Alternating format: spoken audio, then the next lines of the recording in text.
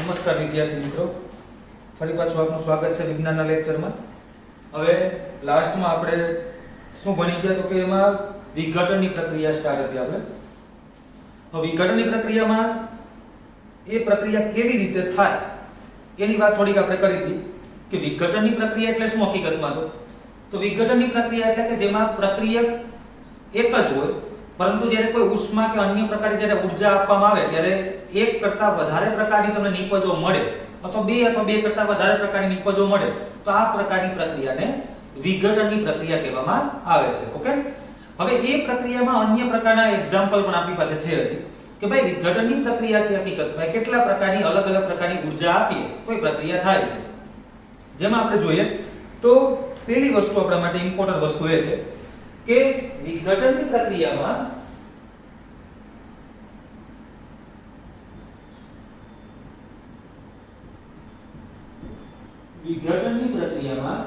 એક પ્રક્રિયા આપણે જોઈ ગયા હતા કે કેલ્શિયમ કાર્બોનેટ CaCO3 એનું ડીકમ્પોઝિશન થાય એટલે કે ઉષ્મા આપવામાં આવે. અહીંયા ડેલ્ટા તરીકે આપણે દર્શાવી શકીએ ને તો કેલ્શિયમ ઓક્સાઇડ પ્લસ આપણને મળે છે CO2 વાયુ. તો અહીંયા પ્રક્રિયકમાં નિપજ આપણે કેટલી મળી? 2 મળી. પ્રક્રિયક કેટલા છે? એક જ છે આપણી પાસે. તો અહીંયા આ રીતે અલગ અલગ પ્રકારની પ્રક્રિયાઓ આપણે જોવાની છે.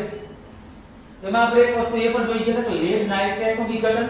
તો કે લેડ નાઇટ્રેટ એટલે કે PbNO3 ટ્વાઇસ એ આપણે લેડ નાઇટ્રેટ જે સફેદ રંગનો પાવડર છે તો PbNO3 ટ્વાઇસ એનું જ્યારે વિઘટન થાય ડીકમ્પોઝિશન ત્યારે લેડ ઓક્સાઇડ પ્લસ NO2 વાયુ પ્લસ ઓક્સિજન મળતા હતા આપણને.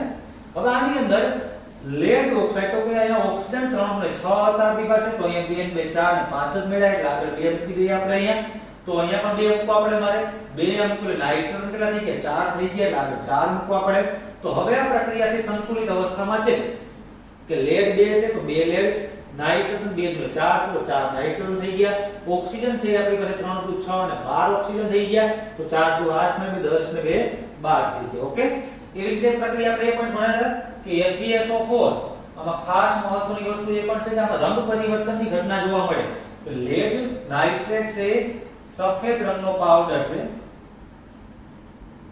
સફેદ રંગનો પાવડર, પરંતુ અહીંયા લેડ જે નાઇટ્રોજન ડાયોક્સાઇડ છે કથ્થાઈ રંગના ધુમાડા તમને જોવા મળે છે. તો સિમ્પલ વસ્તુ થઈ ગઈ અહીંયા કે લેડ છે બધાની સંયોજકતાઓ પણ ખાસ છે. એ રીતે તમે પ્રક્રિયા સંતુલિત કરી શકો. Pb+2 છે, નાઇટ્રેટ -1 છે. તો આ રીતે અહીંયા આ ડીકમ્પોઝિશન જ્યારે થાય છે ત્યારે એક તો આમાંથી લેડ નો ઓક્સિજન સંયોજાય છે એટલે PbO બને છે, સાથે નાઇટ્રોજન નો ઓક્સિજન એકલા રહે એટલે NO2 બન્યા અને સાથે વધારે પડતા આપણે પ્રક્રિયકમાં 2 એટલે કુલ 4 નાઇટ્રેટ હતા અહીંયા એટલે 4 NO2 આપણે કહી શકીએ પ્લસ O2 મળ્યા આપણને જ્યાં છે. તો વિઘટનની પ્રક્રિયામાં બહુ આયનોની બાબતમાં તમારે ખાલી મગજમાં રાખવાનું કે કયા કયા પ્રકારના આયનો વડે પ્રક્રિયા થાય છે ને કેવી રીતે જોડાય છે. હવે આપણી પાસે પ્રક્રિયા પણ હતી અહીંયા કે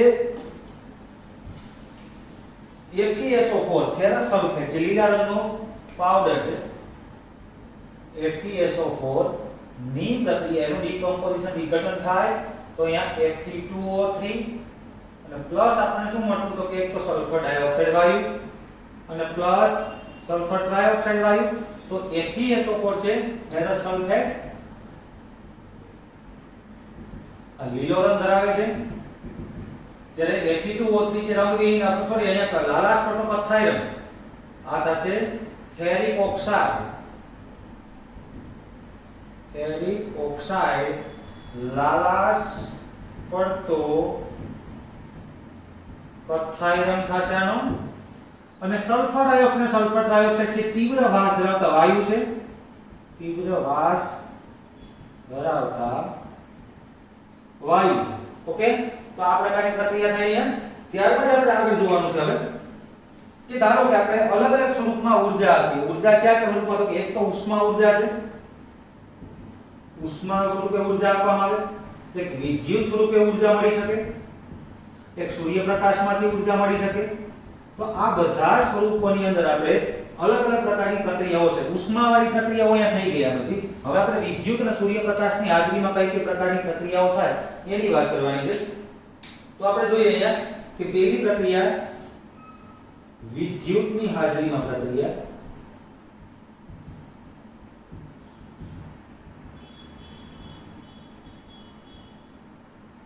વિદ્યુતની હાજરીમાં થતી વિઘટનની પ્રક્રિયા. તો એમાં આપણે જોઈએ અહીંયા તો કે ભાઈ નાના હતા ત્યારથી આ પ્રક્રિયાઓ સિમ્પલ કે સમજતા આવી આપણે. ધારો કે એક બીકર છે.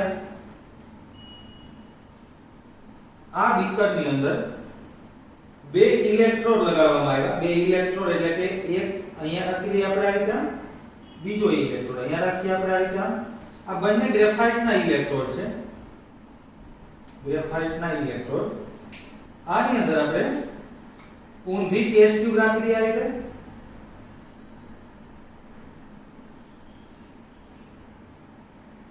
આ રીતે. હવે અંદરની તરફ શું કરવાનું છે આપણે? તો કે અંદર પાણી ભરી દેવાનું છે. એટલે આ ધ્રુવો ડૂબી જાય એ રીતે આપણે પાણી ભરીએ અહીંયા. તો આ છે અસનળી, આ છે બીકર, અહીંયા થશે આ ગ્રેફાઇટ ના ધ્રુવો, અહીંયા અંદર છે આપણે પાણી છે આમાં. હવે આને આપણે વિદ્યુત વડે જોડવાના છે. તો વિદ્યુત વડે જોડીએ ત્યારે એક બેટરી હશે કોઈ પણ,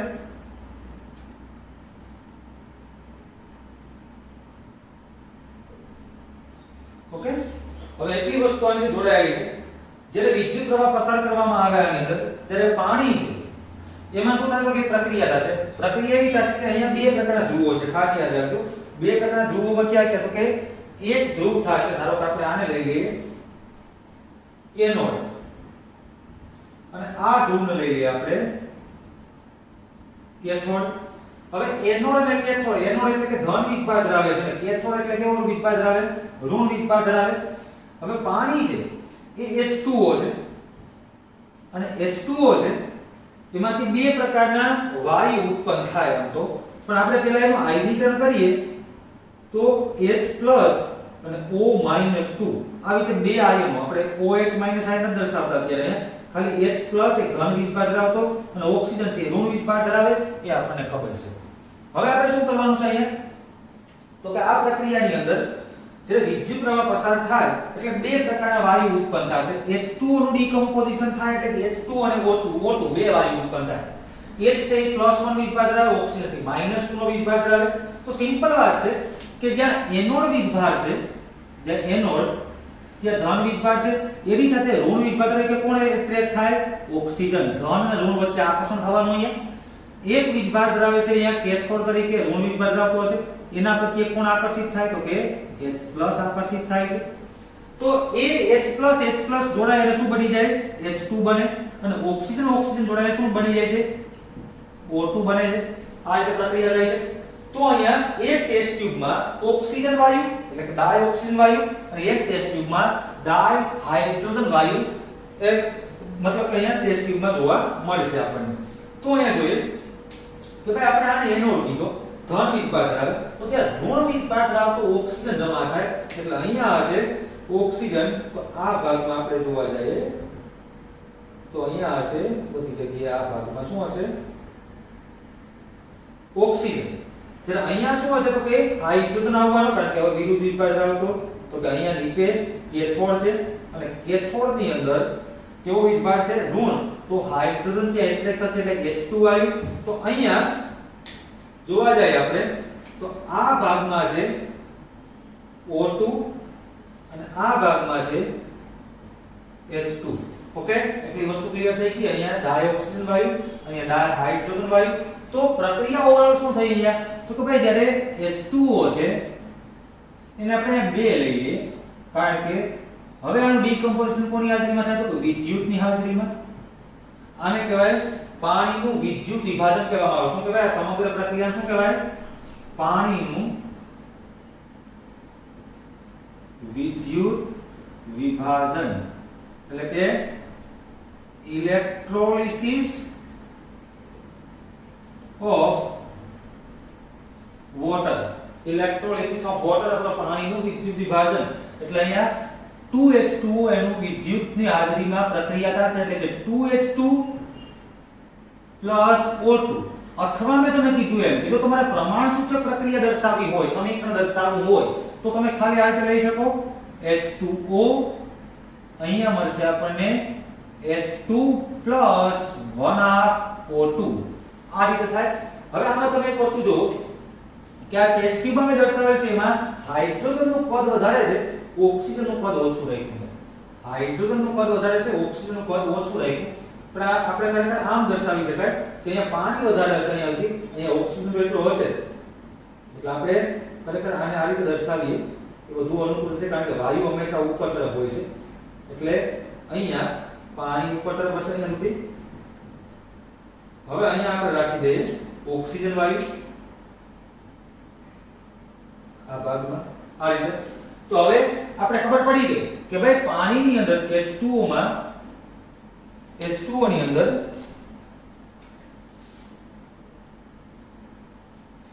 હાઇડ્રોજન જેમ ઓક્સિજન એનું પ્રમાણ 2:1 છે। કેટલું છે? 2:1, એટલે બે હાઇડ્રોજન એક ઓક્સિજન થાય તો અહીંયા આપણે સમજી શકીએ કે હાઇડ્રોજનની ટેસ્ટ ટ્યુબ વધારે ભરાયેલી છે જ્યારે ઓક્સિજન ટેસ્ટ ટ્યુબ ઓછી ભરાયેલી છે।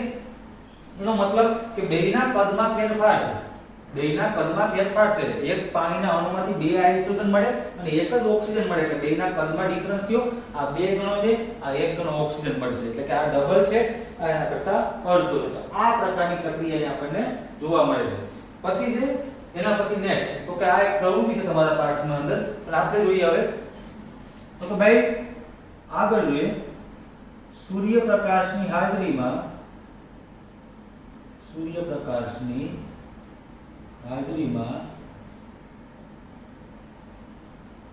વિઘટનની પ્રક્રિયા।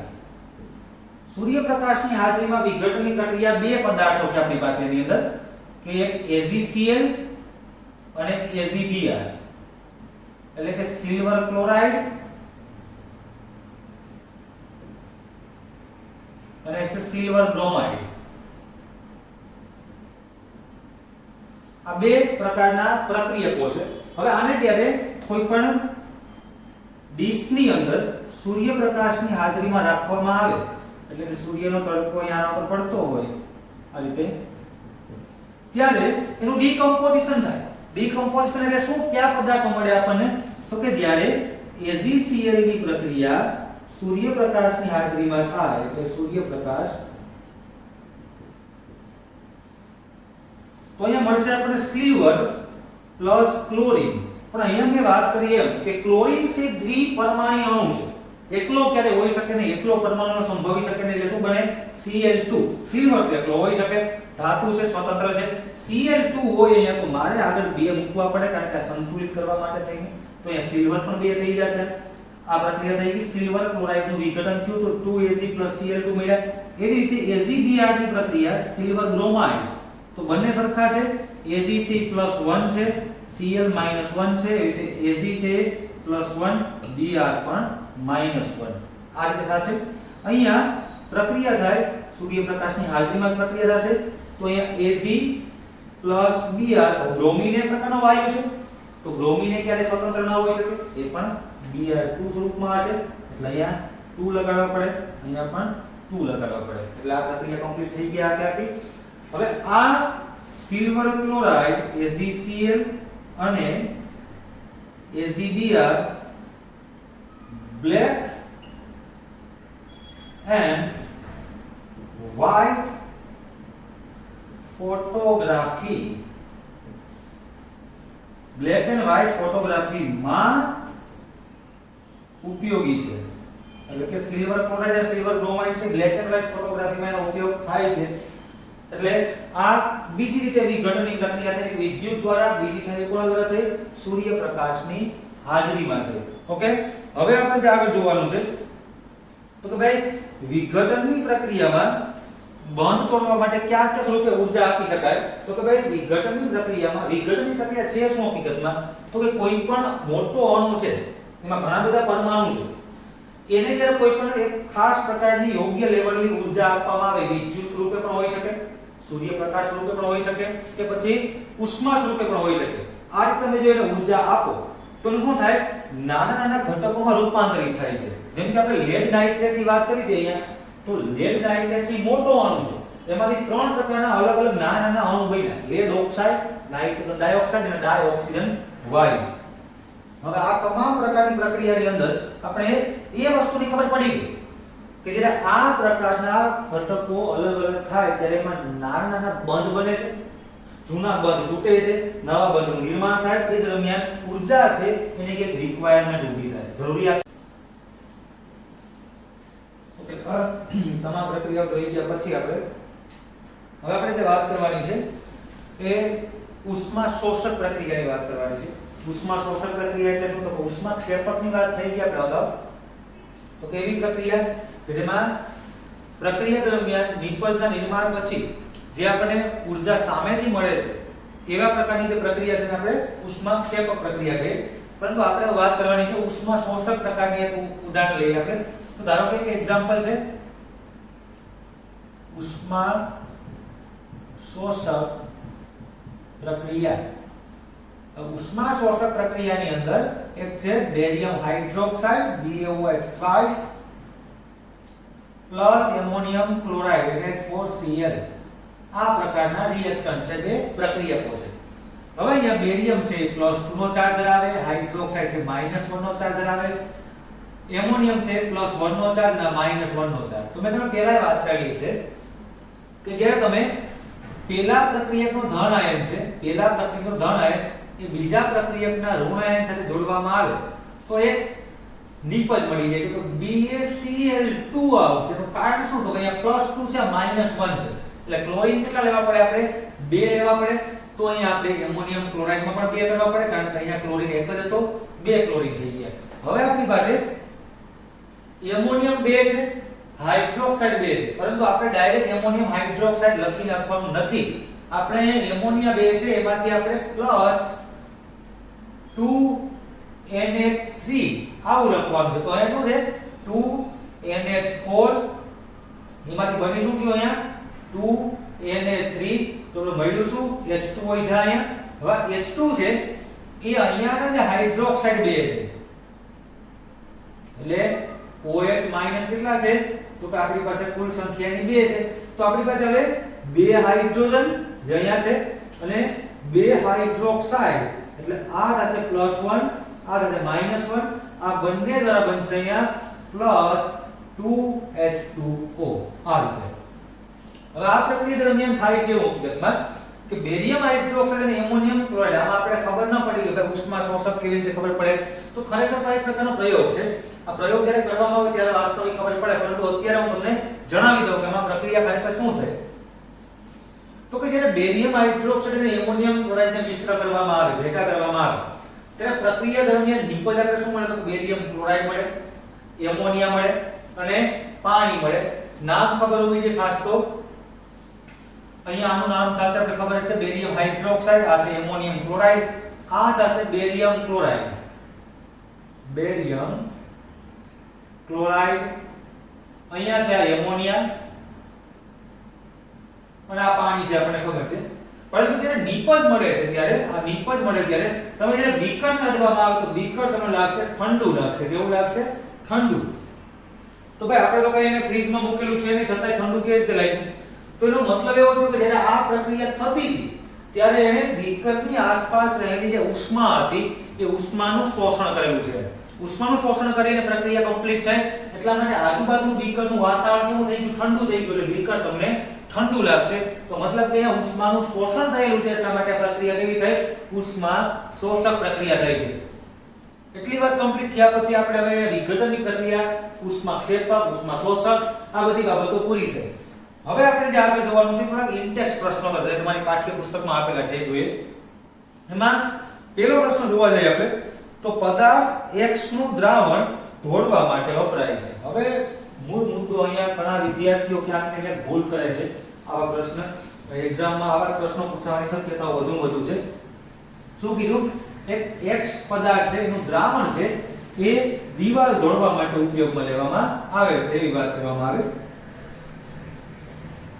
તો જોઈએ આપણે હવે પદાર્થ X નું દ્રાવણ તો કે ભાઈ X H2O આનું જે દ્રાવણ હવે X પદાર્થ કયો બનતું જે હોય આપણે એની જરૂર નથી. અહીંયા આપણે શું બને છે એની વાત નથી કરવી અત્યારે, એ તો તમને ઓલરેડી ખબર પડી જશે હમણાં.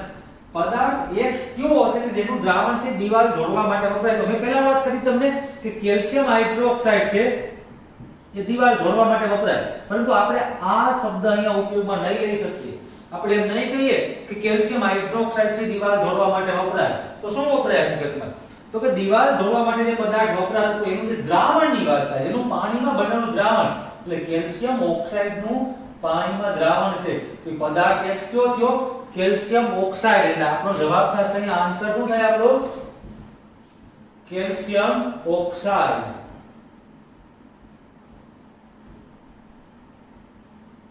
ઓકે, પછી શું કીધું આપણે કે ભાઈ પદાર્થ X નું નામ આપો ને તમે સૂત્ર લખો તો ઓલરેડી મેં લખી નાખ્યું છે. કેલ્શિયમ ઓક્સાઇડ છે એનું સૂત્ર છે, એનું સૂત્ર નામ છે એનું કેલ્શિયમ ઓક્સાઇડ.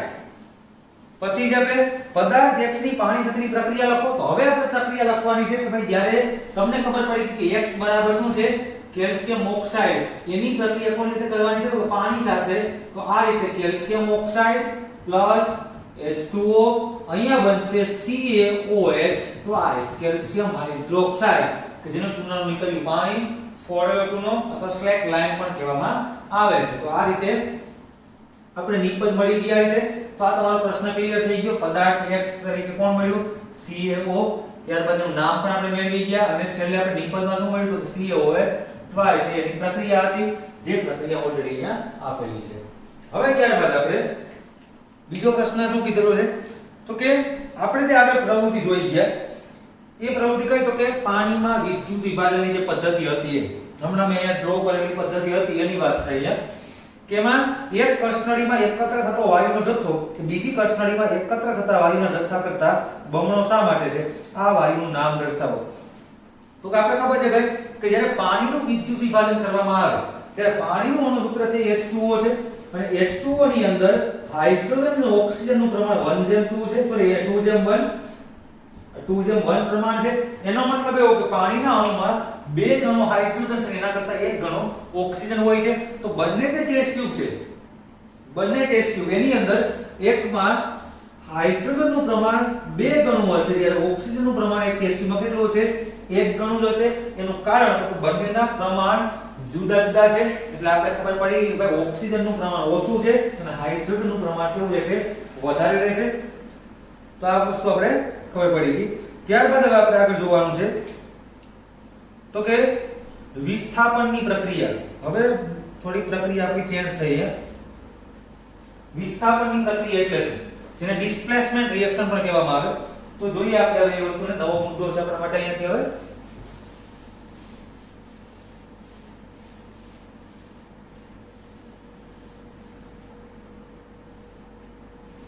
વિસ્થાપન પ્રક્રિયા.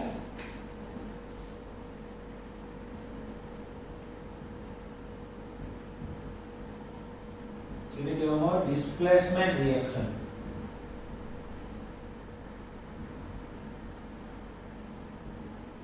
હવે વિસ્થાપન પ્રક્રિયા એટલે શું હકીકતમાં? તો કે એની પહેલા હું તમને સામાન્ય વાત જણાવી દઉં તો કે કોઈ પણ ધાતુ તત્વ હોય એ ધાતુ તત્વ શું છે? તો કે ભાઈ ઇલેક્ટ્રોન ગુમાવવાની વૃત્તિ ધરાવે છે. આપણે ખબર છે કોઈ પણ ધાતુ તત્વ હોય જેમ કે આપણે વાત કરીએ કે સોડિયમ હોય, મેગ્નેશિયમ હોય, એલ્યુમિનિયમ હોય, ઝિંક હોય, આ બધા સોડિયમ 1 ઇલેક્ટ્રોન ગુમાવે છે, મેગ્નેશિયમ 2 ઇલેક્ટ્રોન ગુમાવે, એલ્યુમિનિયમ 3 ઇલેક્ટ્રોન ગુમાવે, ઝિંક છે 2 ઇલેક્ટ્રોન ગુમાવે છે. આ રીતે ધારો કે કેલ્શિયમ હોય તો એ પણ 2 ઇલેક્ટ્રોન ગુમાવે. આ રીતે બધા તત્વો છે ધાતુ તત્વો ઇલેક્ટ્રોન ગુમાવવાની વૃત્તિ ધરાવે છે. હવે હાલો એક વસ્તુ ક્લિયર છે ને કે ભાઈ તમામ પ્રકારની ધાતુ છે ઇલેક્ટ્રોન ગુમાવવાની વૃત્તિ ધરાવે છે, પરંતુ આપણા માટે મહત્વનો મુદ્દો એ છે અહીંયા કે તમામ પ્રકારની ધાતુ છે એ સરખી ઝડપથી કે સરખી રીતે ઇલેક્ટ્રોન ગુમાવે એવું જરૂરી નથી. એટલે તમામ પ્રકારની ધાતુના તત્વો છે, ધાતુ તત્વો છે એ બધા જ એક અલગ અલગ રેટથી બધા પ્રકારના પ્રક્રિયકો સાથે પ્રક્રિયા કરે, અલગ અલગ સમય સાથે પોતે જે ઇલેક્ટ્રોનનું દાન કરે છે. તો ઇલેક્ટ્રોનનું દાન તો બધા કરે છે, પરંતુ એ દાન કરવાની વૃત્તિ બધાની સરખી નથી. અમુક ધીમેથી પ્રક્રિયા કરે, અમુક ઝડપથી પ્રક્રિયા કરે. તો એના માટે ધાતુની અંદર એક સક્રિયતા શ્રેણી નક્કી કરવામાં આવે, એક એક્ટિવિટી સિરીઝ જેને કહેવામાં આવે કે ભાઈ તમામ પ્રકારની ધાતુ, જેટલી પણ મોટાભાગની ધાતુ છે જે વ્યવહારમાં વધુ અહીં આપણે ઉપયોગમાં લેવામાં આવે, એ ધાતુનો ક્રમ નક્કી કરવામાં આવ્યો કે ભાઈ સૌથી ઝડપથી ઇલેક્ટ્રોન કોણ ગુમાવે અને સૌથી ઓછી ઝડપથી ઇલેક્ટ્રોન કોણ ગુમાવે, ત્યાં સુધી એક રેશિયો નક્કી કર્યો. એક ઉત્તર તો ક્રમ છે અહીંયા. તે ક્રમ પહેલા આપણે જાણવો પડે, ત્યાર પછી જ આપણે વિસ્થાપન પ્રક્રિયામાં આગળ વધી શકીએ. તો કે જો સૌથી વધુ ક્રિયાશીલ કોઈ ધાતુ હોય તો છે પોટેશિયમ, પછી આવે છે સોડિયમ, પછી આવે છે કેલ્શિયમ, પછી મેગ્નેશિયમ, પછી એલ્યુમિનિયમ, પછી ઝિંક, પછી Fe, પછી Pb, અને પછી આવે છે અહીંયા હાઇડ્રોજન, અહીંયા આવશે કોપર, અહીંયા Hg, અહીંયા Ag અને અહીંયા Au. આ રીતે ક્રમ છે. હવે આ ક્રમ મુજબ શું થયું હકીકતમાં? તો પોટેશિયમ સૌથી વધુ સક્રિય ધાતુ છે, ત્યારે ગોલ્ડ છે સૌથી ઓછી સક્રિય અથવા નિષ્ક્રિય જેવી ધાતુ કહી શકાય. ગોલ્ડ છે મોટે ભાગે ક્યાંય પ્રક્રિયા નથી કરતું, એટલા માટે જ આપણે એને ઘરેણા તરીકે ઉપયોગમાં લઈએ, કારણ કે એમાં કાટ લાગવાની કે પ્રક્રિયા, ક્ષારણની પ્રક્રિયા, કોરોઝનની પ્રક્રિયા થતી નથી. તો અહીંયા potassium, sodium, calcium, magnesium, aluminium, zinc, Fe, lead, hydrogen, copper, Ag અને Au. હવે મૂળ મુદ્દો અહીંયા એ થાય તો કે ભાઈ પોટેશિયમ થી સ્ટાર્ટ છે, આ બધી ધાતુ આવી ગયા બરોબર છે, અહીંયા સુધી કે વાંધો નહોતો. જેવા હાઇડ્રોજન પાસે પહોંચ્યા એટલે આપણા મગજમાં ગ્લાઇડ થઈ કે ભાઈ હાઇડ્રોજન તો ખરેખર વાયુ છે, ધાતુમાં વચ્ચે ક્યાંથી આવ્યો? તો હવે પાછું તમને જણાવી દઉં કે જ્યારે આપણે આગળનો પાઠ તત્વોનું આવર્તનીય વંચન ભણી ગયા ત્યારે મેં ત્યારે પણ વાત કરી હતી કે હાઇડ્રોજન એકમાત્ર એવું તત્વ છે કે જેને ચોક્કસ રીતે ગુણધર્મોમાં આપણે ડિવાઇડ કરી શકતા નથી કે ધાતુ કેવી કે અધાતુ કેવી. જો એના ભૌતિક ગુણધર્મની દ્રષ્ટિએ જોવા જાય કે વાયુ છે તો એ અધાતુ છે, પરંતુ ઇલેક્ટ્રોન ગુમાવવાની વૃત્તિ પણ ધરાવે છે, એટલા માટે તો ધાતુય ગુણધર્મ પણ છે. પણ ભૌતિક દ્રષ્ટિએ ધાતુ નથી, પણ ઇલેક્ટ્રોન ગુમાવે છે. ઇલેક્ટ્રોન ગુમાવીને કોઈ પણ અધાતુ તત્વ સાથે જોડાય, જેમ કે હું તમને વાત કરું, ઝિંક છે એ ક્લોરીન સાથે જોડાઈને ZnCl2 બનાવે, એ રીતે HCl પણ બને છે ને, HCl પણ બને છે, એ પણ હેલોજન તત્વ સાથે સંયોજન બનાવે છે. અહીંયા પણ આને પણ હેલોજન તત્વ સાથે સંયોજન બનાવ્યું. અહીંયા આ ધારો કે ઝિંક અથવા એલ્યુમિનિયમ અથવા મેગ્નેશિયમ લઈએ આપણે, તો મેગ્નેશિયમ બ્રોમાઇડ બને છે MgBr2, એવી રીતે આ પણ MgBr2 બનાવે છે. જેમ કે સોડિયમ છે એનો ઓક્સાઇડ બનાવે છે Na2O, તો અહીંયા આ પણ હાઇડ્રોજન પણ એનો ઓક્સાઇડ બનાવે છે H2O. તો પ્રક્રિયાઓ તો એની પણ એવી જ છે. તો એની સક્રિયતા કેટલી છે? હાલો ભલે ધાતુ તરીકે નથી, હાલો છતાં આપણે એની સક્રિયતા નક્કી કરવી પડે. તો અહીંયા સક્રિયતાના ક્રમમાં એની સક્રિયતા લેડ કરતા ઓછી છે ને કોપર કરતા વધારે છે, એટલે વચ્ચે મૂકવામાં આવે છે. ભલે રાસાયણિક દ્રષ્ટિએ જોવા જાય, ભાઈ જો ભૌતિક દ્રષ્ટિએ જોવા જાવ તો ધાતુ નથી, પરંતુ રાસાયણિક ગુણધર્મોમાં ધાતુ સાથે સામ્યતા ધરાવે છે, એટલા માટે અહીંયા મૂકવામાં આવે છે. તો આ તમારી સક્રિયતા શ્રેણી છે. હવે આના દ્વારા સમજવાનું આપણે એ છે મહત્વનું એક તો અહીંયા કે ભાઈ તમામ પ્રકારની ધાતુ છે આ પ્રક્રિયા કરે છે, એમાં ગોલ્ડ છે અપવાદરૂપ છે, પરંતુ ગોલ્ડ પણ અમુક પ્રકારના સંયોજન બનાવે છે જે રેર કેસમાં હોય છે. બાકીના તત્વો છે સંયોજનો બનાવે છે.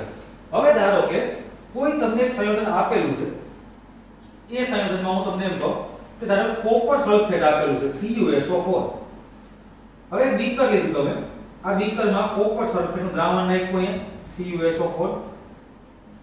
કોપર સલ્ફેટ છે બ્લુ રંગનો પદાર્થ છે, કેવો છે? એટલે દ્રાવણનો રંગ કેવો છે? બ્લુ રંગનો છે. હવે આ બીકરની અંદર ધારો કે તમે Fe નો ટુકડો નાખી દો. Fe એટલે કે લોખંડ. અહીંયા લોખંડનો ટુકડો મૂકી દેવામાં આવે તો થોડી જ વારમાં આ જ બીકર જે છે, આ જ બીકર એના કલરમાં તમે ફેરફાર જોવા મળશે. કલર કેવો બની જાય તો કે હવે આછો લીલો રંગ બતાવશે, આછો લીલો રંગ. હવે આવું શા માટે થયું? આછો લીલો રંગ શા માટે થયો? તો કે એનો મતલબ કે એવો થાય અહીંયા કે ભાઈ કોપર સલ્ફેટના દ્રાવણમાં તમે Fe નો ટુકડો નાખ્યો તો જો હવે સક્રિયતા ક્રમમાં જો કે કોપર અહીંયા છે અને Fe અહીંયા છે, તો વધુ તાકાતવાળું કોણ, વધુ રિએક્ટન્ટ કોણ છે, વધુ મતલબ કે સક્રિય કોણ થયું, તો કે Fe થશે. કારણ કે Fe તો Fe છે કોપરને ધક્કો મારે એટલે બહાર કાઢી નાખે, એટલે કોપર અહીંયાથી નીકળી જાય છે અને સલ્ફેટ એકલો રહે છે. સલ્ફેટ સાથે કોણ જોડાઈ જાય, Fe, એટલે અહીંયા શું બની જાય, FeSO4 અને કોપર ધાતુ છૂટી પડે તો દ્રાવણમાં તમે તળિયે જોવો, અહીંયા તળિયે જોવામાં આવે તો તમને લાલાશ પડતા રંગના તમને સૂક્ષ્મ કણો જોવા મળશે અને પાર્ટિકલ જોવા મળશે. એ પાર્ટિકલ તરીકે કોણ છે, તો કે જે છૂટી પડેલી કોપર છે, જે ધાતુ છે તળિયે બેસી જાય છે. તો આ વસ્તુમાં આપણે એટલું શીખ્યા કે ભાઈ આ વિસ્થાપનની પ્રક્રિયામાં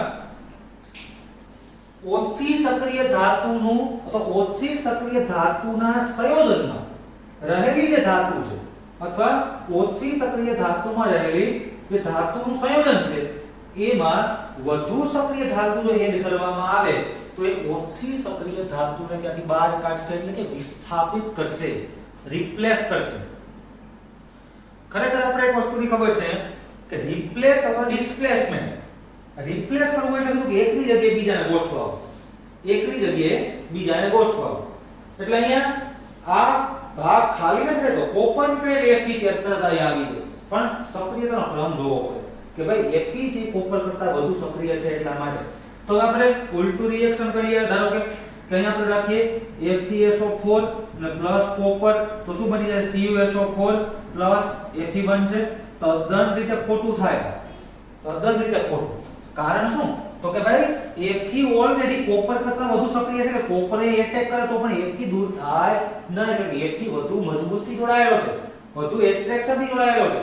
એની ઇલેક્ટ્રોન ગુમાવવાની વૃત્તિ સારામાં સારી હતી એટલા માટે હવે સ્ટ્રોંગ છે, એટલે એને કોઈ દૂર કરી શકે નહીં. એટલે અહીં FeSO4 કોપર એમાં આ પ્રકારનું રિએક્શન પોસિબલ છે નહીં, એ રિએક્શન થશે જ નહીં, રિએક્શન થાય જ નહીં. FeSO4 પ્લસ કોપર તો પાછું FeSO4 પ્લસ કોપર એમ રહે છે, એમાં કોઈ જાતનો ફેરફાર નહીં. તો આ પ્રકારની પ્રક્રિયા તમને જોવા મળે છે. ઓકે, તો હવે આપણે થોડું તેને વ્યવસ્થિત રીતે જોઈએ અહીંયા અને વ્યાખ્યાથી શરૂઆત કરીએ. એક એક વસ્તુ જોતા જઈએ આપણે. મૂળ મુદ્દો તમારો ક્લિયર કર્યો મેં તમને કે ભાઈ વિસ્થાપનની પ્રક્રિયામાં વધુ સક્રિય ધાતુ છે ઓછી સક્રિય ધાતુના સંયોજનમાંથી એનું શું કરે છે, વિસ્થાપન કરે છે અને બહાર કાઢે છે, અને ત્યાં વધુ સક્રિય ધાતુનું સંયોજન બની જાય છે. તો કે વધુ સક્રિય ધાતુ ઓછી સક્રિય ધાતુના સંયોજનમાં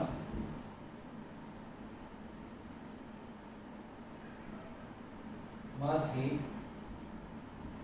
વિસ્થાપન કરે છે. આ પ્રકારની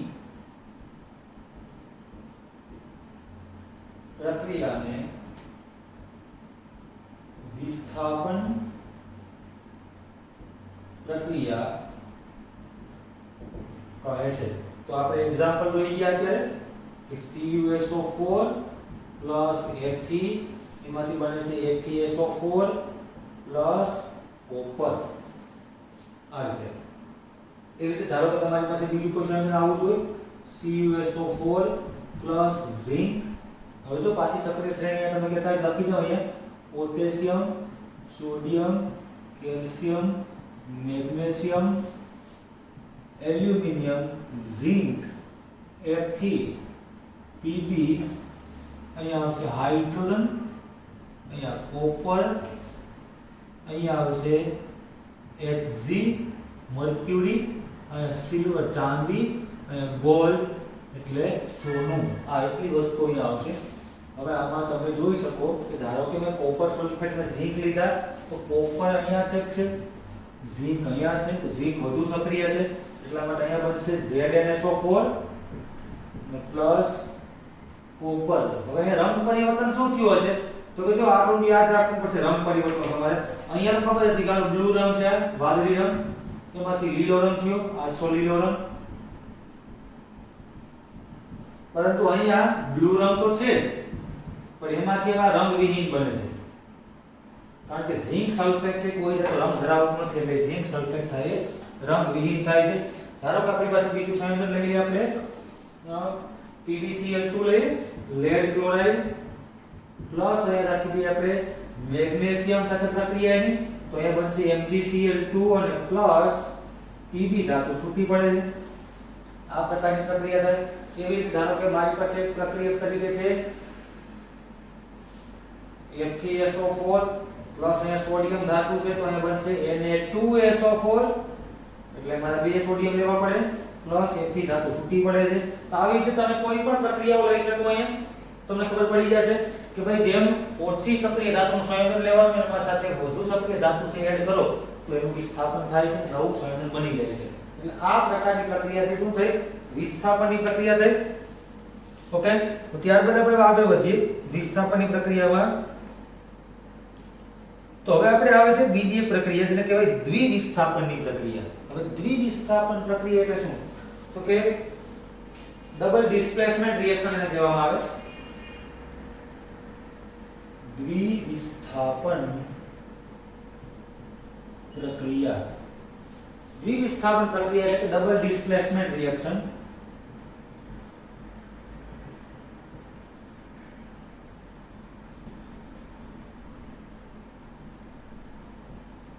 હવે આ પ્રક્રિયામાં શું થાય તો કે જ્યારે પ્રક્રિયકો આ પ્રકારની પ્રક્રિયામાં આયનોની આપ-લે થતી હોય તો કે ભાઈ આપણે વ્યાખ્યા શરૂઆત કરીએ આ પ્રકારની પ્રક્રિયામાં આયનોની આપ-લે થાય છે તો આપણે એમ પણ કહી શકીએ જે પ્રક્રિયામાં આયનોની આપ-લે થતી હોય તેવા પ્રકારની પ્રક્રિયાને શું કહેવામાં આવે દ્વિવિસ્થાપન પ્રક્રિયા કહે છે મેં ટૂંકમાં અહીંયા લખ્યું છે હવે આપણે જોઈએ તેમાં એક્ઝામ્પલ ક્યાં ક્યાં દ્વિવિસ્થાપન પ્રક્રિયામાં તો કે કોઈ પણ એક્ઝામ્પલ તમે ખરેખર તો અહીંયા લઈ શકો ધારો કે લઈ લો બેરિયમ ક્લોરાઇડ BaCl2 પ્લસ અહીંયા લઈએ આપણે સોડિયમ સલ્ફેટ એટલે 2SO4 હવે શું બને અહીંયા બેરિયમ C+2 છે સોડિયમ C+1 છે સલ્ફેટ છે -2 ક્લોરીન -1 બેરિયમ સલ્ફર ની જોડાયેલ છે sulphate sorry BaSO4 barium sulphate થઈ ગયા પ્લસ સોડિયમ C+1 છે ક્લોરીન -1 છે પણ બંનેની સંખ્યા ડબલ છે એટલે 2 આગળ મૂકી દો NaCl લખી નાખો અહીંયા 2 NaCl તો આમાં આયનની આપ-લે થઈ આનો આયન છે અહીંયા ગયેલ છે અને આનો આયન અહીંયા આવેલ છે તો આ એક પ્રકારનું રોટેશન થયેલું છે એ રીતે તમે કોઈ પણ બીજું એક રિએક્શન અહીંયા લઈ લો ધારો કે મેગ્નેશિયમ હાઇડ્રોક્સાઇડ MgOH ટ્વાઇસ ધાતુ હોવી જોઈએ ખાસ બંને બાજુ સંયોજન એવા લેવાના કે જેમાં ધાતુ તત્વો હોવું ફરજિયાત છે એવા એના વગરનું સંયોજન નહીં ચાલે કારણ કે આપણે આયનો કોના તો ધાત્વિય આયનની આપ-લે થવાની વાત છે ધાતુના આયનની વાત થાય એટલા માટે પ્લસ અહીંયા લઈ લઈએ આપણે ઝિંક ક્લોરાઇડ આમની વચ્ચે પ્રક્રિયા થાય એટલે ઝિંક હાઇડ્રોક્સાઇડ બનશે અહીંયા પ્લસ મેગ્નેશિયમ ક્લોરીન એટલે ઝિંક અને મેગ્નેશિયમ બંનેના ઓક્સિડેશનના સમાન છે એટલે ખાલી કઈ અંતરનું બદલાવાનું છે MgCl2 મેગ્નેશિયમ ક્લોરાઇડ થશે એવી રીતે ધારો કે એક થોડું અલગ પ્રકારનું રિએક્શન લઈએ Al2SO4 thrice plus potassium nitrate KNO3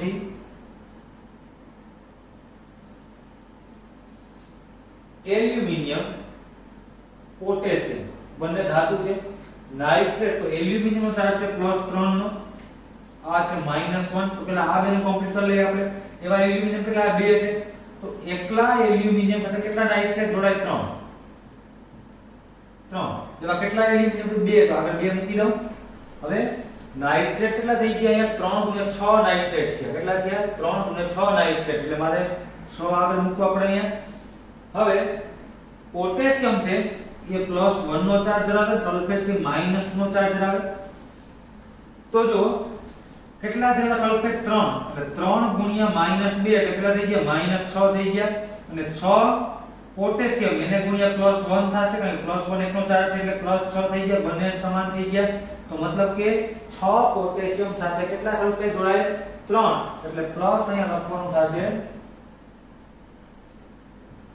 K2SO4 આવી રીતે લખવું પડે ને સલ્ફેટ એકલો હોય તો માઈનસ નો ચાર્જ આવે પોટેશિયમ એકલો હોય તો +1 નો ચાર્જ આવે, તો બે પોટેશિયમ એક સલ્ફેટ જોડાય. હવે એવા કેટલા છે આપણી પાસે? 6 પોટેશિયમ છે, એટલે આગળ 3 મૂકી દો. 3 × 6 પોટેશિયમ, 3 સલ્ફેટ થઈ ગયા કમ્પ્લીટ. આ રીતે થોડું બુદ્ધિ લગાડીને કામ કરવાનું છે આની અંદર. તો આ છે દ્વિવિસ્થાપન પ્રક્રિયાઓ છે. એટલે એક્ઝામ્પલ તમે આવા કોઈ પણ ધાત્રીય સંયોજનો લઈ અને એને આડા કરવાના છે. અહીંયા સપ્રેયરનો ક્રમ કોઈ યાદ રાખવાની જરૂર છે નહીં. આ અહીંયાથી અહીંયા જાય તો પોટેશિયમ અહીંયા આવવાનું છે, સ્વાભાવિક છે. એટલે આ રિએક્શન આખા બધા કમ્પ્લીટ થયા આપણા. તો અહીંયા મોટાભાગની પ્રક્રિયાઓના પ્રકાર પૂરા થયા, પરંતુ હજી પણ એક આ તો બાકી છે એની અંદર જે આપણે આગળ જોવાના છે. સાથે સાથે બીજું કે આપણે હજી એક પ્રેસિપિટેશન રિએક્શન જોવાનું છે, જેને કહેવામાં આવે, ખાસ કરીને આપણે ગુજરાતીમાં કહીએ એને અવક્ષેપણ પ્રક્રિયા કહેવામાં આવે. આ અવક્ષેપણ પ્રક્રિયા જોવાના છે. ત્યારબાદ આપણે ઓક્સિડેશન અને રિડક્શનની પ્રક્રિયા એટલે શું એ પણ આપણે જોવાનું છે બધી વસ્તુ. તો હવે એક લેક્ચર પછી આપણે થોડું ઘણું એમાં જે કે પ્રશ્નોના સોલ્યુશન કે આ તે હશે ક્વેરી એને સોલ્વ કરતા હશું અને આગળ વધશું. અત્યારે આપણે અહીંયા જ રાખીએ. Thank you.